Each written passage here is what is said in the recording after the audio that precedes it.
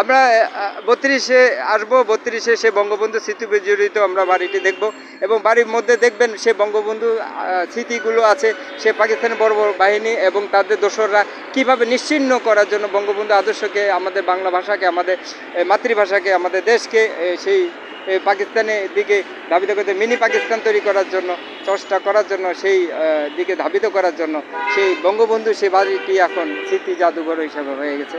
আমি এখন যেতে পারি না, খারাপ লাগে। আপনারা আসবেন, সেই স্মৃতি জাদুঘরে আসবেন, দেখবেন বঙ্গবন্ধু সেই স্মৃতিগুলো দেখবেন আর বঙ্গবন্ধুর জন্য দোয়া করবেন, বঙ্গবন্ধু পরিবারের জন্য দোয়া করবেন।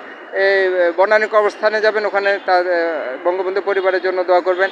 আর টুঙ্গিপাড়া বঙ্গবন্ধু মাজারে যাবেন, ওখানে বঙ্গবন্ধু কবর জিয়ারত করে বঙ্গবন্ধুর জন্য দোয়া করবেন, রুয়ার মাগফিরাত কামনা করবেন। তাহলে আপনাদের মধ্যে দেশপ্রেম জাগবে। আর দেশপ্রেমে জাগতে গেলে অবশ্যই আসতে হবে। আসলে আপনার মনের মধ্যে দেশপ্রেম জাগবে, সেই দেশপ্রেম